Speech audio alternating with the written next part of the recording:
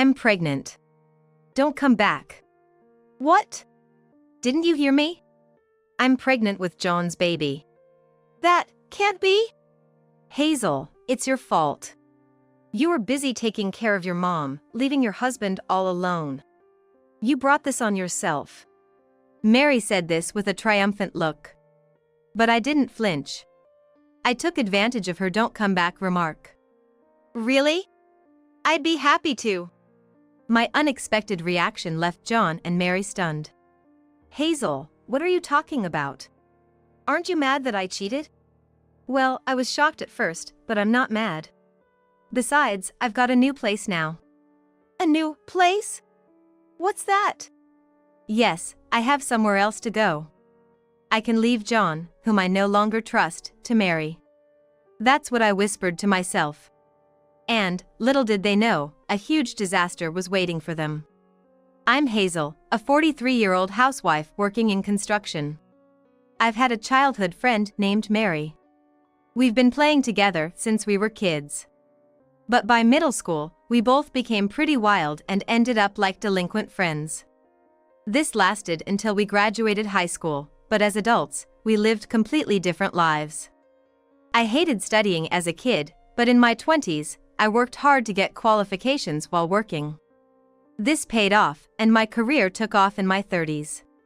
Meanwhile, Mary spent her 20s and 30s just having fun, saying it's a loss not to enjoy life. So there we were, past 40, both unmarried, me and Mary. But Mary didn't seem too worried. Unlike her, I was raised by a single mom after losing my dad early. I wanted to get married and give back to my mom. At work, there were many men, but they were mostly married. I casually asked my boss if he knew any good single men. He introduced me to a single guy around my age who was a friend of his. He is John. 2 years older than me, runs a construction company. He looked serious and well-mannered. Running a company inherited from his parents, John was always focused on work, like me.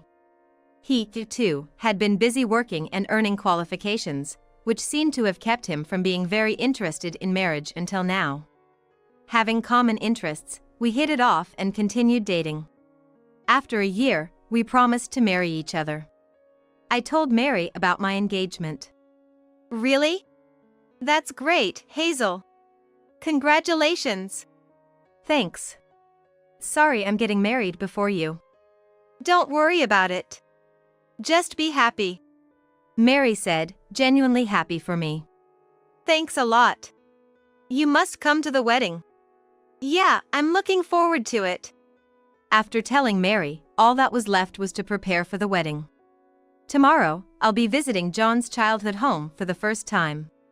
I was excited and felt my heart dance with joy. However, I soon had to realize that my joyful mood was only temporary. The next morning, I got ready with determination, preparing myself by that morning. John's childhood home. I wondered what it was like. Though it's called his childhood home, John's parents had already passed away. So, it's actually the house where he currently lives alone. Nevertheless, I was curious about the environment he grew up in. I had wanted to visit his house before, but he never invited me. His house seemed to be quite far from mine, located at the foot of a mountain. I have a car, so I planned to go there directly after getting the address, but John offered to pick me up since it was a hard-to-find place. While driving, John said a bit sheepishly, "Well, it's quite rural, so you might be surprised." "No, I prefer quiet places over busy ones. If it's in the countryside, it must be peaceful. I'm really looking forward to it."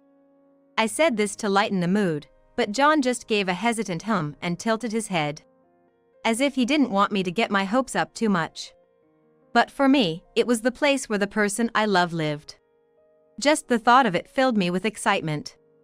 We drove for over an hour after entering the neighboring county. Heading into a dark bamboo grove, nothing like the peaceful countryside I had imagined.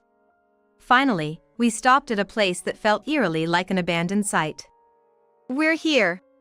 This is my house," he said, stopping in what seemed like a garage surrounded by rubble. In front of us was an old house that looked over 100 years old. This house is? Yes, this is my place. It's a bit old but well built. I stood there, mouth agape, looking around.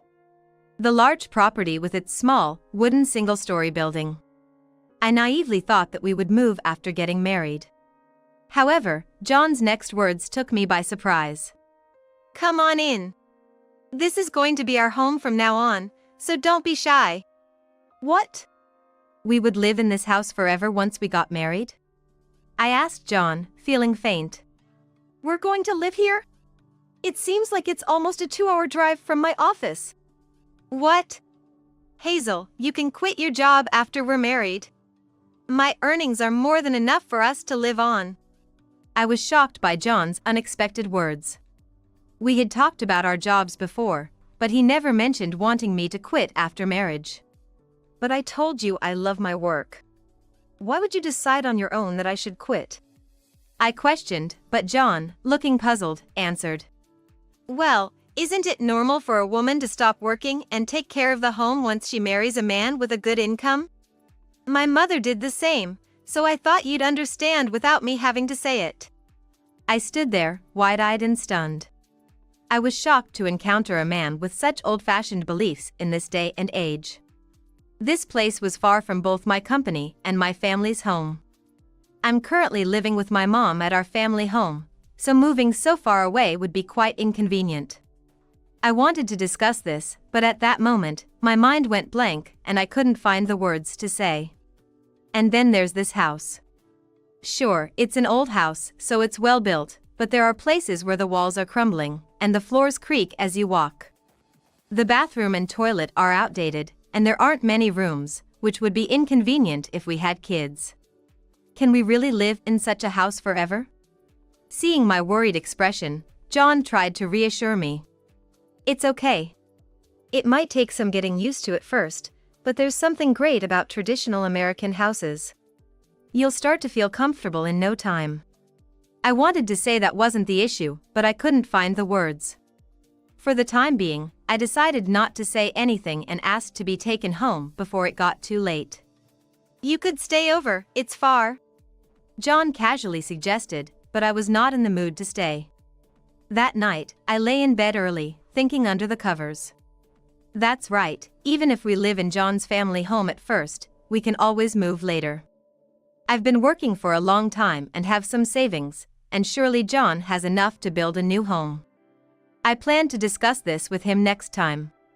On my next day off, I brought up the idea of a new home with John.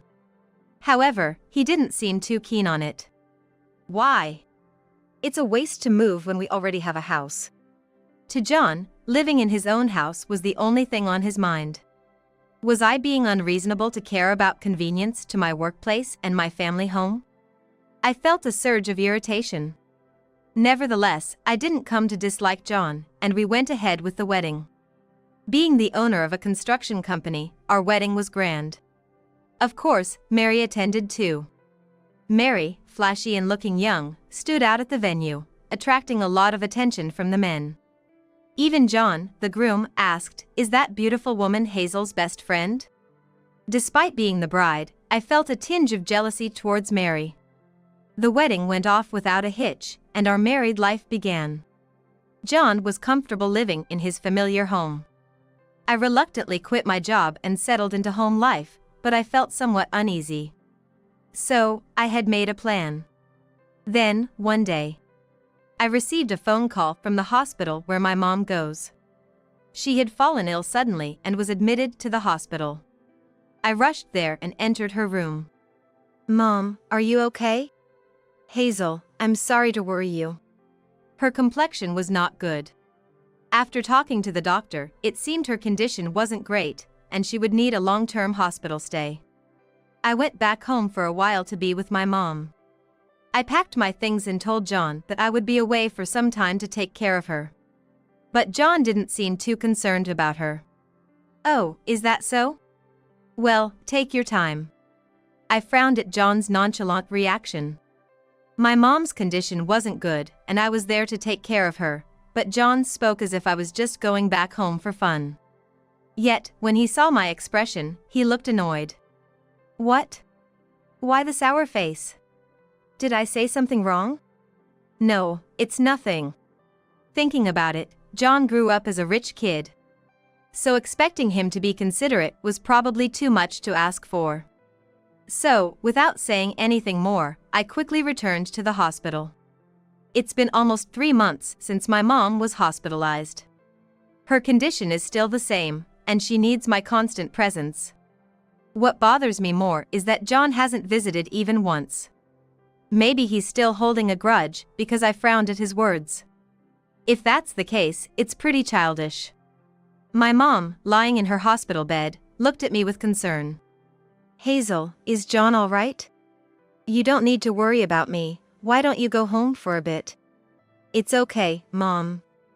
I do go home occasionally. I reassured her, not wanting to worry her further, but in reality, I was anxious. For the first month or so, I indeed went back home to check things. But John was sullen and hardly spoke to me. After doing some household chores, I would just return to the hospital. Gradually, I started to feel like John was managing on his own and that I wasn't needed at home. Lying awake at night while my mom slept, I wondered if things were okay this way. Months passed, with me lost in thought. Then, I got a call. It was from Mary when I checked my phone. Hello? Hazel, it's been a while. Just thought I'd check how you're doing. Mary, it really has been a long time. How have you been? I felt my spirits lift hearing Mary's voice after so long. However, I sensed a slight hesitation in her response. I'm fine. Okay. I replied, feeling the mood turn a bit heavy and unsure of what to say next. Then Mary broke the silence. Hey, when are you coming back home next? Huh? I was puzzled. I hadn't told Mary that I was away taking care of my mom. Yet, I wondered why she would ask such a thing. Nevertheless, since she had called after such a long time, I calmly asked back. What's up, Mary? Did you call for something specific? Oh? No, nothing in particular. Just wanted to hear your voice. As we talked, I heard a familiar male voice in the background calling, Hey, Mary. She abruptly exclaimed, and hurriedly ended the call. That voice, could it be? I felt a chill run down my spine. It had been over 3 months since I stopped going back home. A bad feeling started creeping in, so I decided to go home the next day. The next day, after the morning rounds at the hospital, I hurried back to my house. It was Sunday, so John should be home. When I arrived, I saw a bright red sports car parked in the garage, where my car was supposed to be. This car, it looked familiar.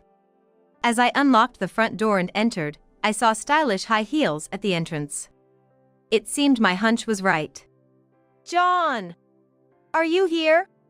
I called out from the entrance, and John came out, looking surprised. Hazel!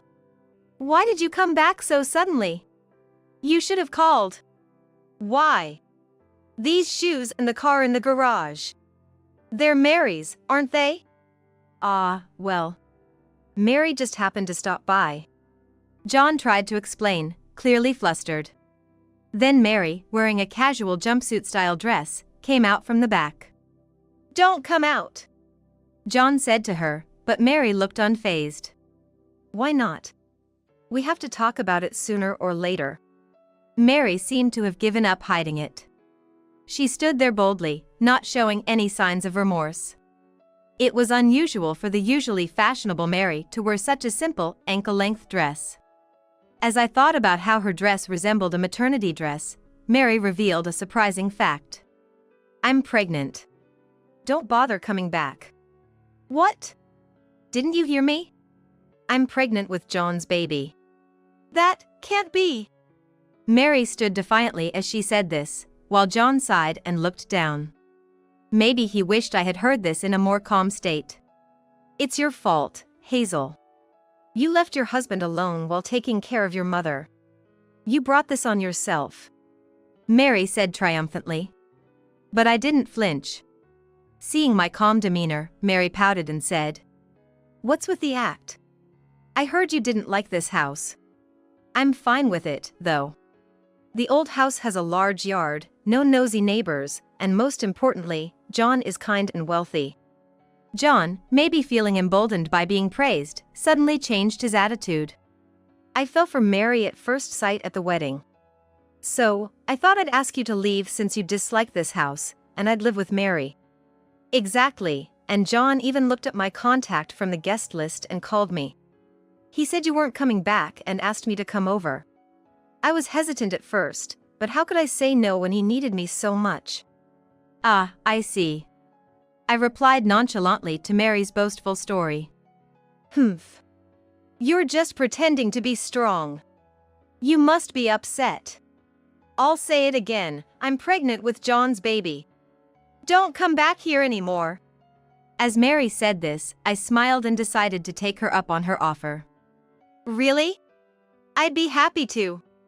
My unexpected reaction left both John and Mary stunned.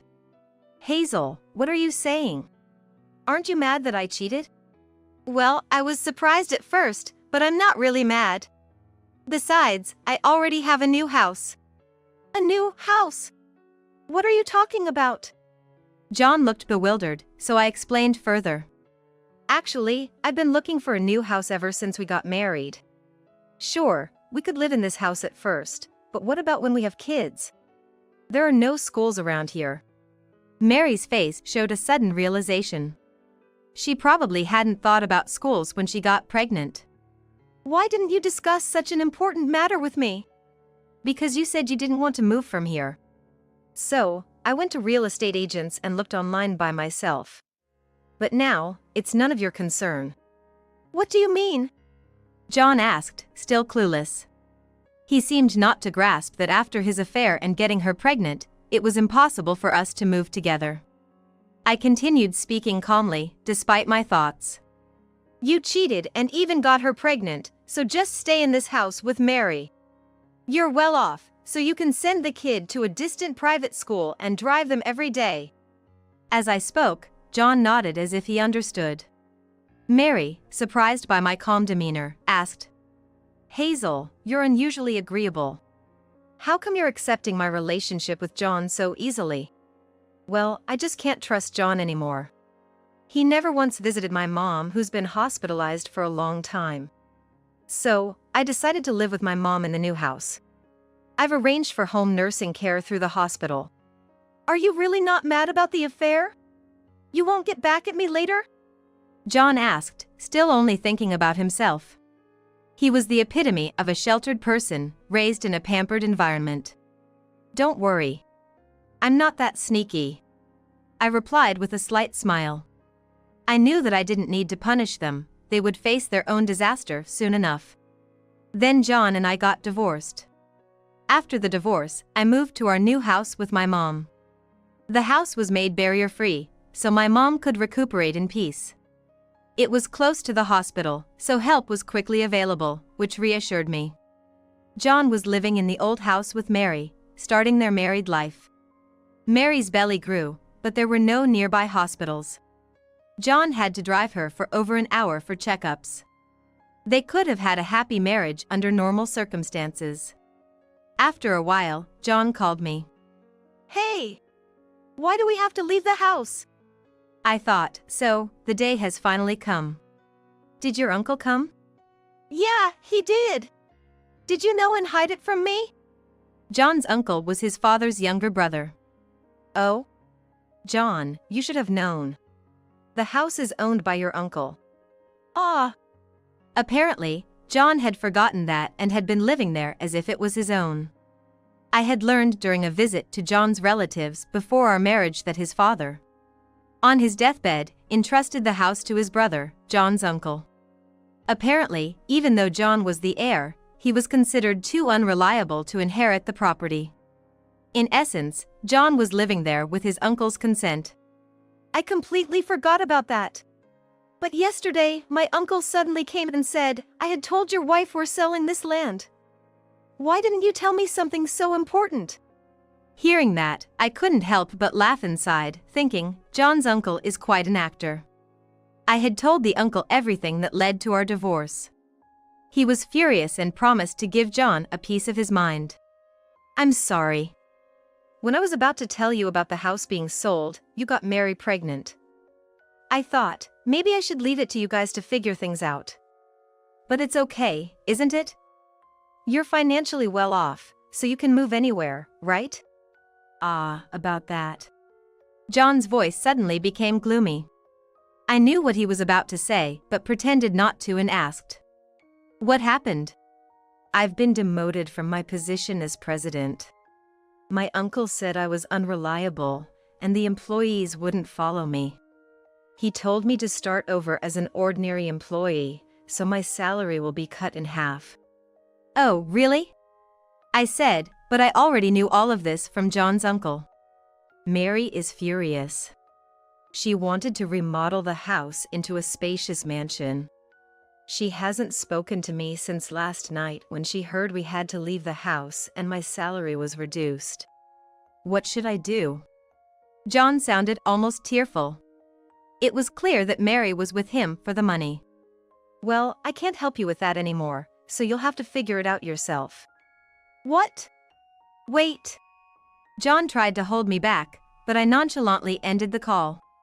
The next moment, Mary called. I didn't want to answer, knowing what she would probably say, but I figured she would keep calling persistently. So, reluctantly, I picked up.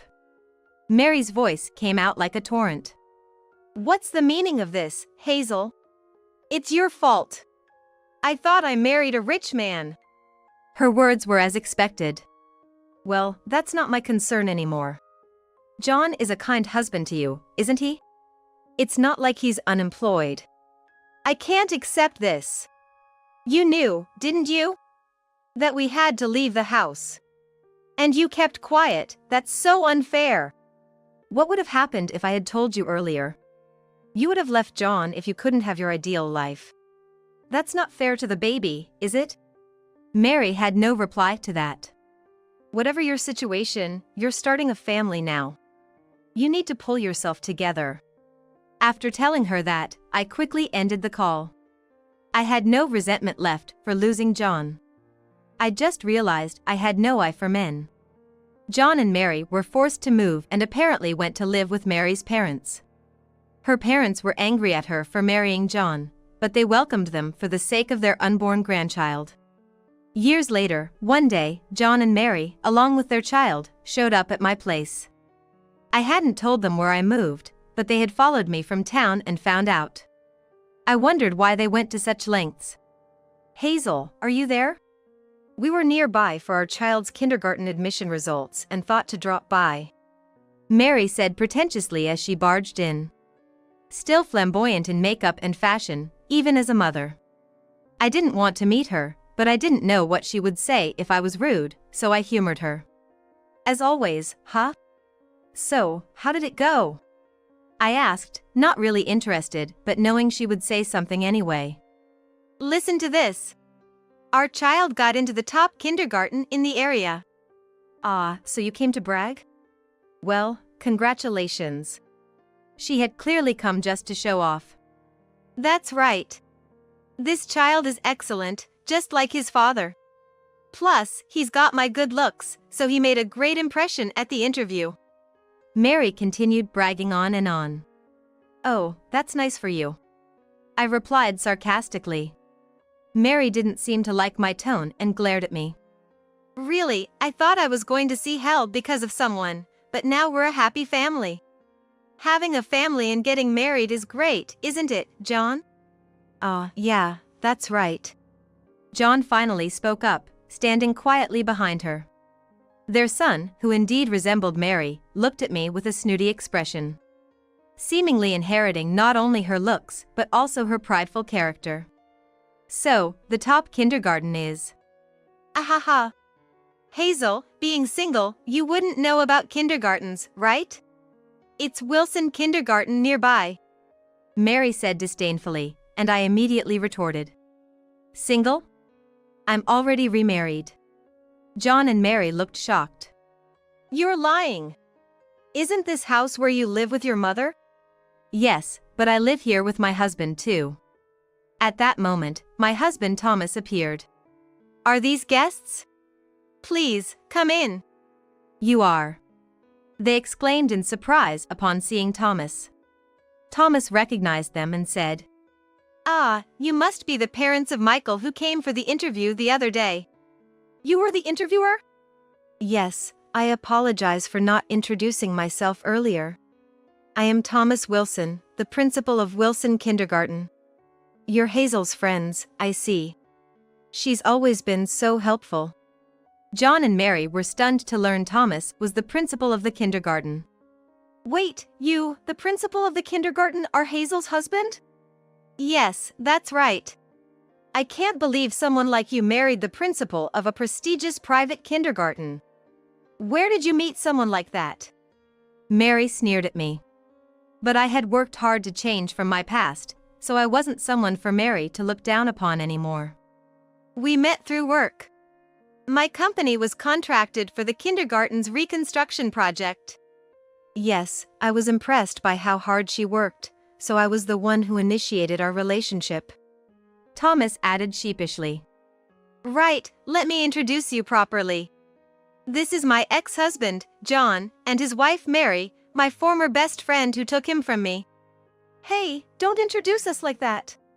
That's right. Don't say such things in front of the child. The two of them, facing the principal of the kindergarten their child was about to join, looked embarrassed and flustered. It was, after all, a prestigious private kindergarten with a distinguished history.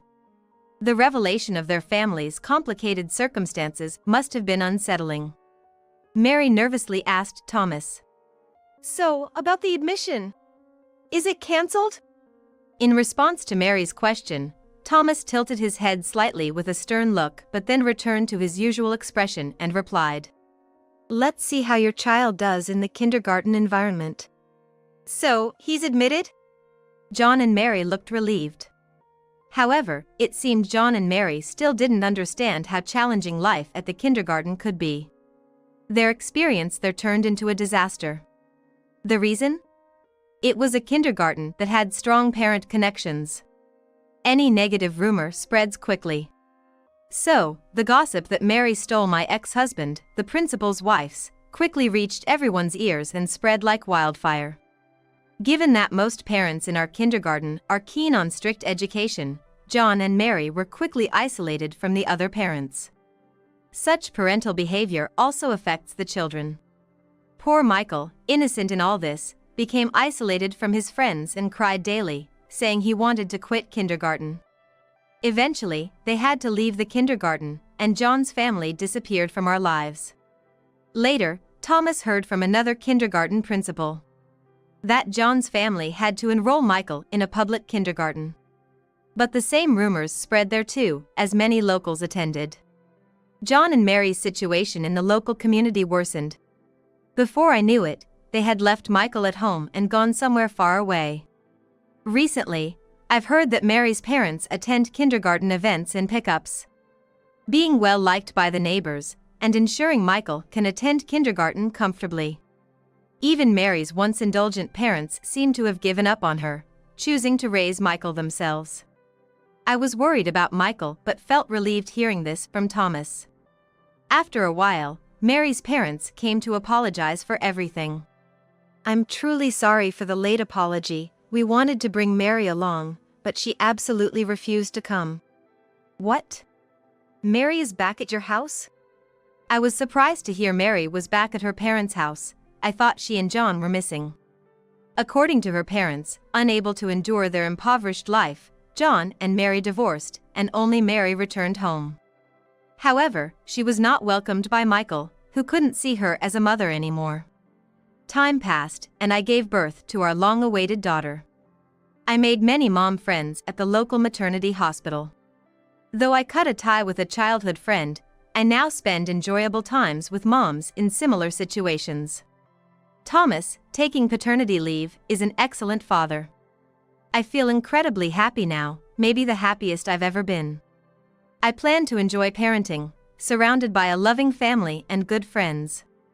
Like my mother, who raised me alone, I want to shower my daughter with love.